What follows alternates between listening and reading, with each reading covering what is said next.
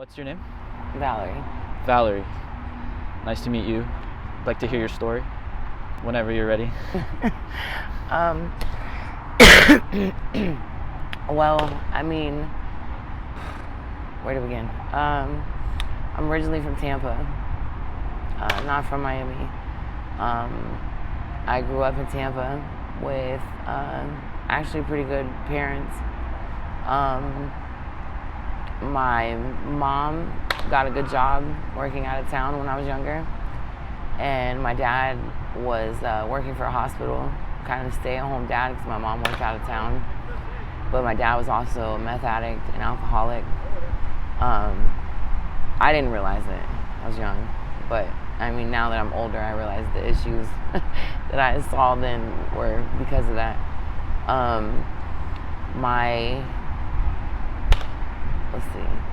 My mom, me and my brother I have an older brother. Me and my brother were in cheerleading and football, and my mom actually ended up having an affair with my brother's football coach, and he was a drug trafficker. The coach? Yeah, he's a drug trafficker. Like, he's like his UPS trucks to like traffic drugs. They had an affair for like a year and a half, and it ended up getting pretty serious. So my dad, being in his addiction at the time, she suggested that he should go back home to Iowa, where his mother was at, and go get clean. So my dad left for a good amount of time. And while he was gone, things between her and her boyfriend got pretty serious. And right before my dad came home, he got arrested. The boyfriend got arrested. Rob is his name. He got arrested for trafficking and went to prison for, I think, like 2 or 3 years. And he's also married. When my dad came home, they decided that they were going to work on things, and she would stop talking to him. She told him about the affair. They would stop talking. She wouldn't write him, XYZ. And I vividly remember, like, me and my dad cleaning the house, and like him moving a bookcase and finding a letter my mom hid underneath the bookcase to Rob, like confessing her love for him and everything. So their marriage pretty much crumbled from there. I was like probably like 11, 12 at the time. Rob got out of prison, and soon after he got out of prison, my parents got divorced. He divorced his wife. Rob divorced his wife. He had kids too. Divorced his wife. She divorced my dad. My dad went back to Iowa. I was daddy's girl. Like I said, my mom worked out of town, so it was just my dad really at home with me and my brother. So it was devastating for me. And she moved in the boyfriend, like immediately. A man who just came home from prison. But hey, he must be great with kids because he's a football coach, you know? He's got his own kids. So he moved in with us, and at the time, like I said, I was like 12 years old. At the time, it was like I was old enough to like kind of give my input to my mom. It was like, hey, you know, do you want us to get a nanny? You know, because she worked out of town. Do you want us to have a nanny, or do you want, you know, my boyfriend to be home with you? And it was like, well, obviously I don't want a fucking nanny, stranger, you know. So yeah, I want your boyfriend to be here. And my brother was almost 18 at the time, so he was soon to be out of the house. He moved in, and everything was like kind of normal. It was fine. And then it was like I was like around like 7th grade. I started to like notice my mom had back surgery and hip surgery, so she took pain medication. And I started to like kind of notice like him leaving like at odd times, and he worked at Applebee's as a manager, but like he was like leaving at extra hours, like after work. And I started to kind of like notice what he was doing. I'm like, I think he's like selling drugs, you know? And then I realized that he was selling pills. And my mom kind of was like giving her medication to him to sell, and then it turned into something bigger without her knowledge. He was like sending people to the doctor, and like back when like the pill mills in Florida were really big.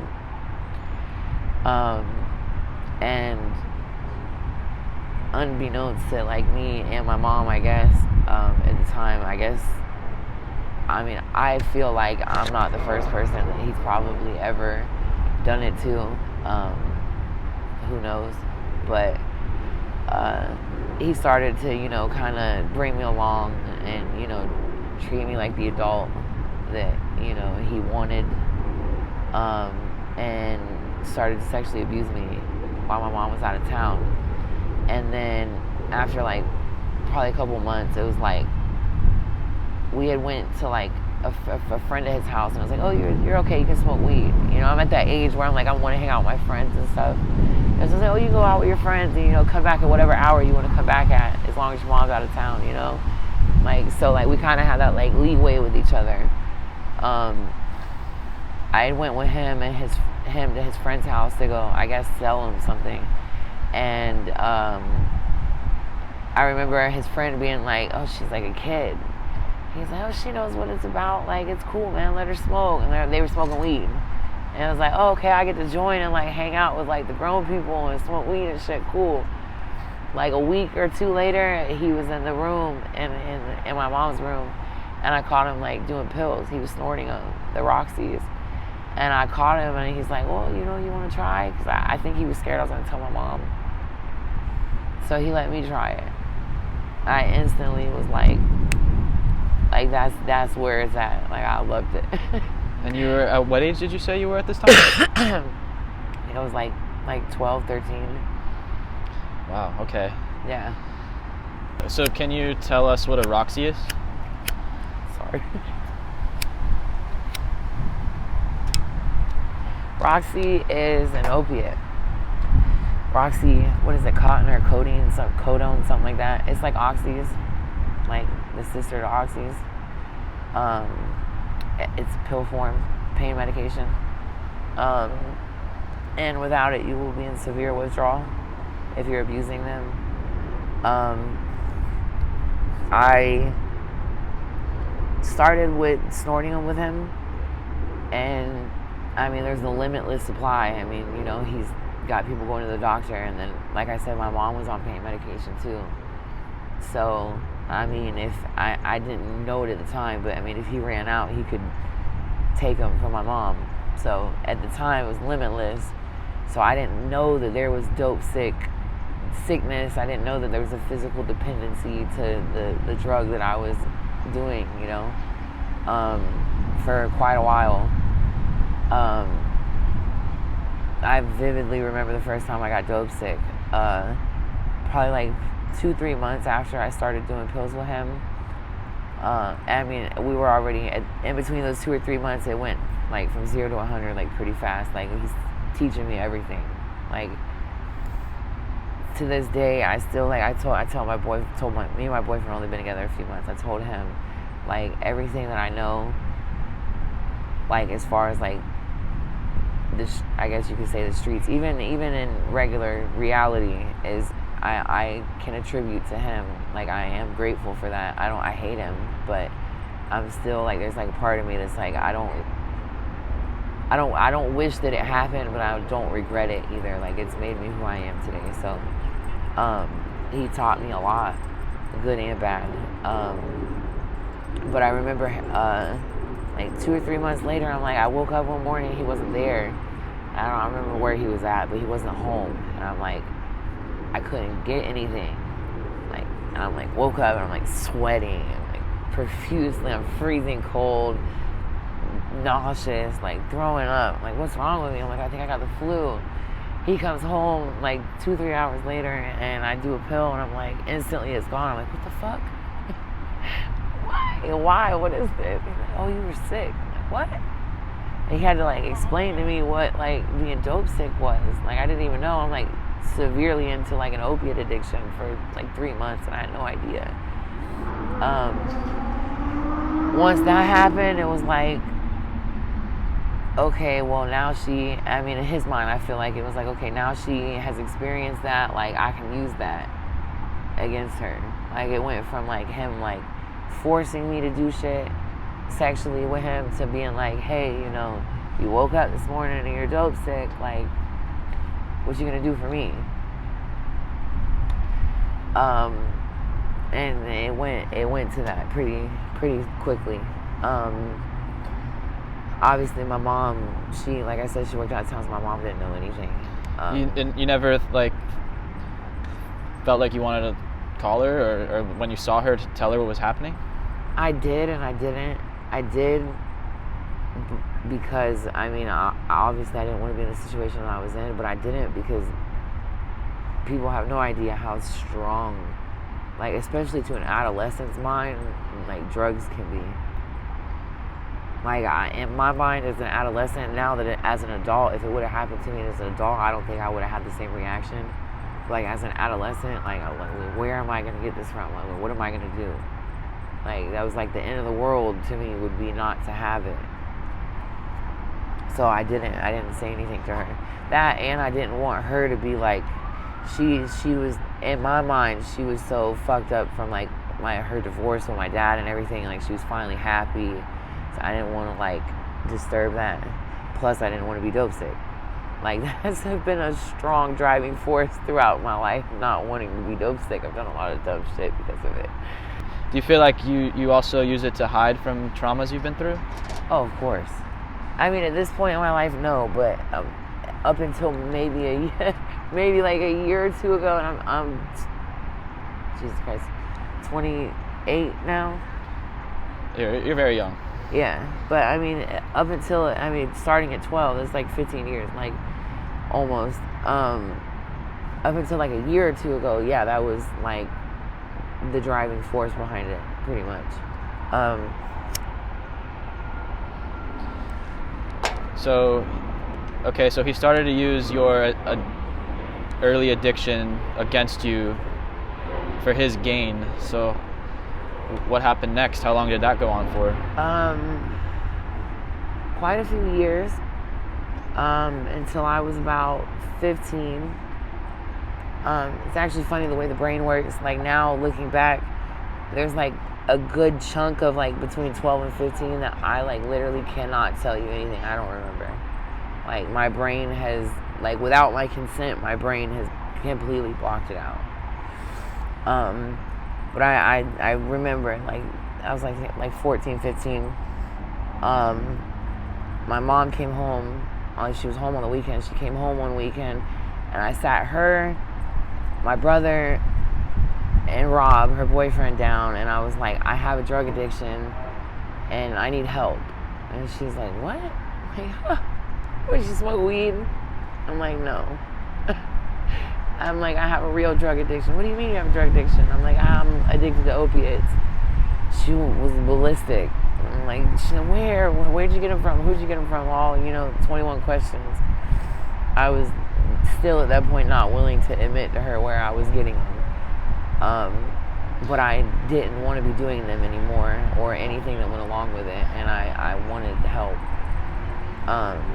So she never noticed that you were like high for all those years, or like she wasn't home. She was absent. I mean, when she was home on the weekend, it was decompress and get ready to go back to work on Monday. She had to fly out of town, so like she got home Thursday night, straight to bed, and then home Friday, Saturday, and leave Sunday night or Monday morning. Most of the time Sunday night. Do you think that affected you too? Like, did you miss her a lot? Yeah, in the beginning, yeah.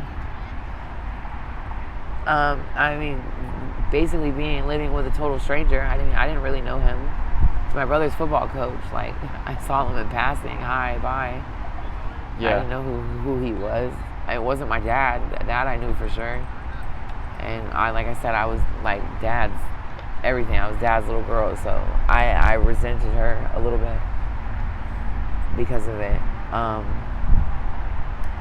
Yeah, I sat them down and asked them to help me.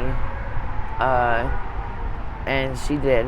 She contacted, a therapist and did all this research. My mom was like super smart. worked as a consultant in healthcare, like made a lot of money.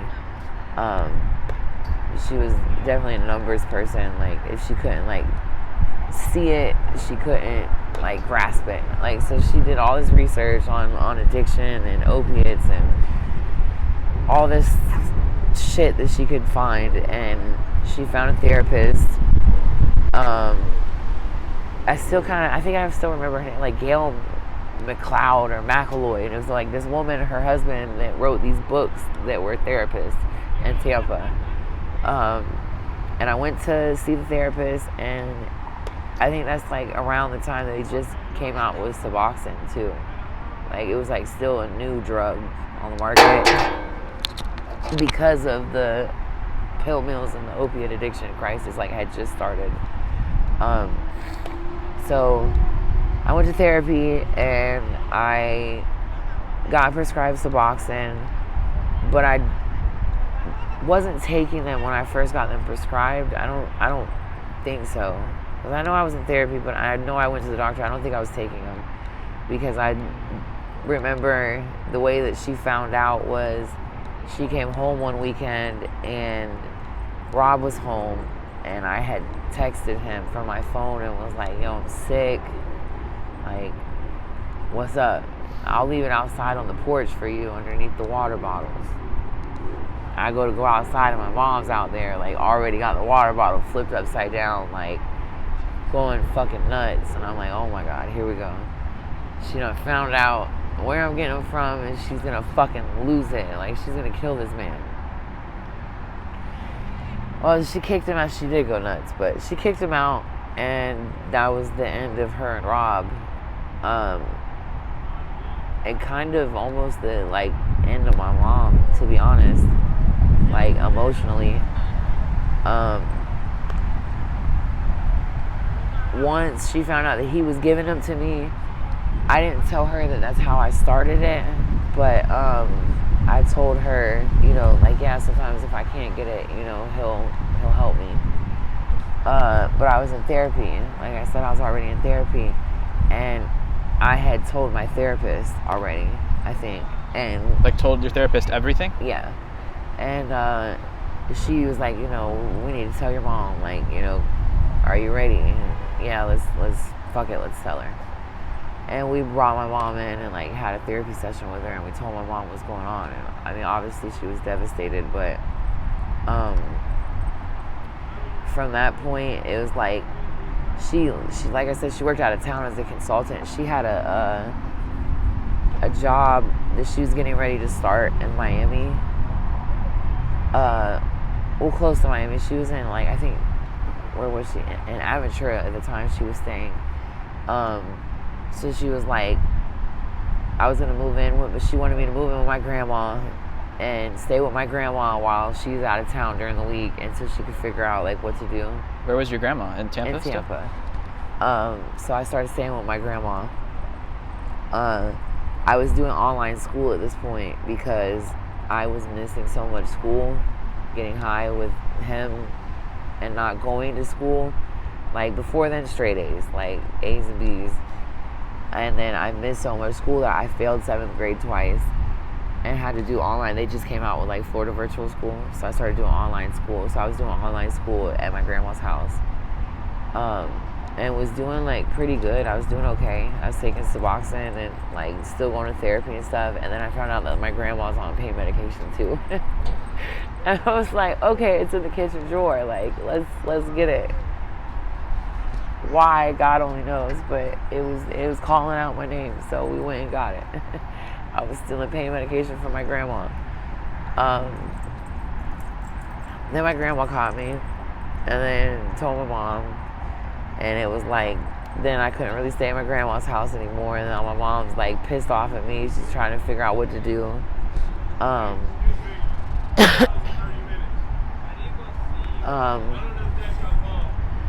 So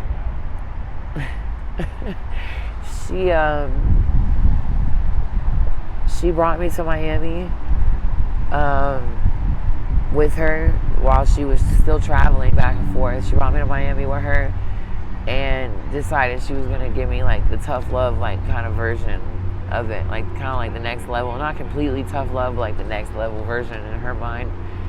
So she brought me to her like penthouse, like condo that her job was paying for at the DoubleTree Grand on Biscayne on Bayshore Drive, and let me detox like cold turkey in her condo. I detoxed for like 12 days in her bathroom, like couldn't move, on the floor, dying. Every like day or so she'd give me like a little piece of like her oxy, like just to make sure that like I don't die when she goes to work. That's pretty hardcore. Yeah. You would think after that I wouldn't go back to doing it, but I remember detoxing, and then we decided, after I was like, I completely got it out of my system, like we had a conversation, and we decided that I was going to move down here with her, and we were going to move here permanently. My brother's already out of the house, he's grown, so it's just me and her. And we decided we were going to move here permanently to Miami, and she sold her house and everything, and we stayed at the DoubleTree Grand in her condo that her job was still paying for at the time. She hadn't got a permanent contract yet down here in Miami. And then she got offered a permanent contract with the University of Miami, and she bought a house down here. I haven't cleaned for like a while. I mean, clean like from opiates. Like I smoked weed, but that was about it. And then you're what age now, would you say? 15? Yeah, about like 15, 16. You were still doing online school? Or did you go to any high schools down here? No, I didn't go to high school down here. Actually, right when she got her permanent contract is when I was in like my junior year, and I stopped school because I found out that you couldn't graduate online at that point. It was so new that I had to go back and like redo my junior year, and I wasn't like, I didn't want to hear that. Nobody wants to go back to school again, so I just dropped out, and I didn't get my GED instantly, but I was like, I'll just get my GED, and I dropped out. And then she bought a house in Shenandoah, which is like near, you know where Shenandoah is? It's like Coconut Grove, kind of, like Southwest 23rd, and like near Corway. Okay. Right outside of Little Havana. She bought a house over there, and I was like just smoking weed and like hanging out or whatever. Like, it was just really, I'd stay home all day, and I was fine. I mean, every now and then, like, sometimes I started to notice, like, okay, I'm, like, super bored, and, like, every now and then I'm, like, trying to, like, catch myself, like, trying to sneak to, like, find where her medication's at. Did you have any friends at this time, or, like, people, like, that you had met down here that... People I met down here, yeah, but not that I really, like, should have been hanging out with, so I didn't, like... So they were also bad influences? Yeah. So I didn't really hang out with anybody once we moved.